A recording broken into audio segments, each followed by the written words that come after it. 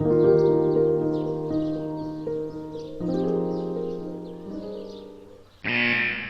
these comments, because J.D. Vance, instead of retracting and apologizing, he's doubling down and changing his story and saying, oh, constituents are calling my office saying that they saw someone eat a dog or cat or eat Garfield.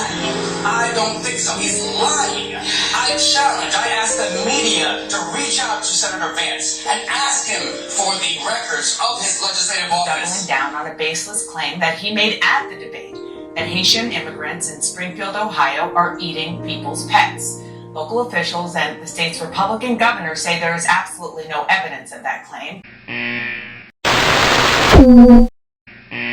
These topics. I noticed that when you had Kamala Harris and Tim Walz, you gave them multiple choice answers to the questions that you asked, and you allowed them to answer the questions. I'm doing this. So please ask the question, and I'd ask you to be polite enough to let me answer it. Yes, I am, and I think that if Kamala Harris and Tim Walz were making unsubstantiated claims that had racist undertones about people eating dogs and cats, and they didn't answer the questions about that, then I would have similar interactions with them.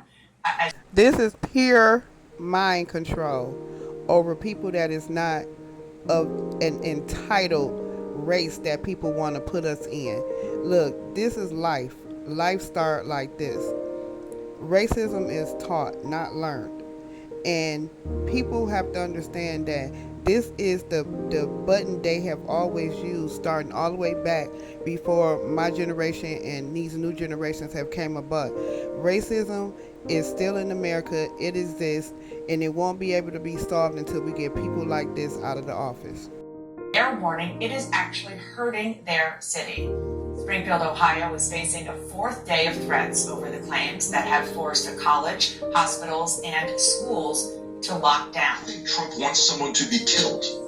I think they want this violence to escalate. I think they want to then say, these migrants have caused the violence. They brought this on themselves. Look at our cities on fire because of these terrible people from faraway lands who happen to be dark-skinned. This is a racist playbook that goes back well before Hitler. This goes well before the idea that somehow people were eating cats and dogs. I see if these people were really doing something that was hindering and hurting the community, but they're not doing that. They are working, making their living, taking care of their family, and sending family money back home to their country or whatever they're doing.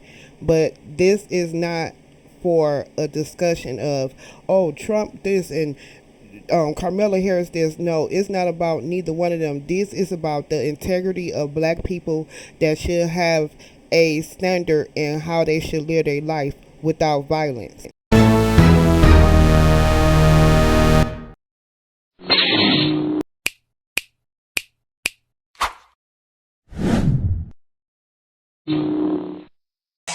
I have to create stories so that the American media actually pays attention to the suffering of the American people, then that's what I'm going to do, Dana, because you guys are completely letting Kamala Harris. It's very hurtful to people. It's hurtful to the people in Springfield.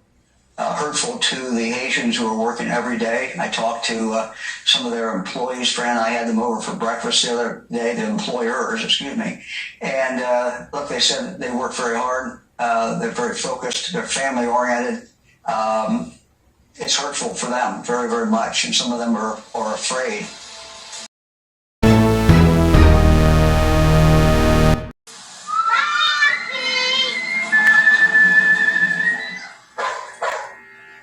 What's that, girl? You're worried our Haitian neighbors are gonna try to eat you? That's just a hateful story J.D. Vance made up to get media attention.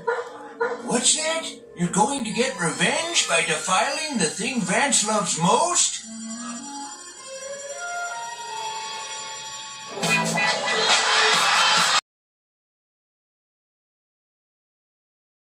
Now you ask, why have I talked about some of the things that I've been talking about? Let me just say this. My constituents have brought approximately a dozen separate concerns to me. No evidence, and pleading for you to stop.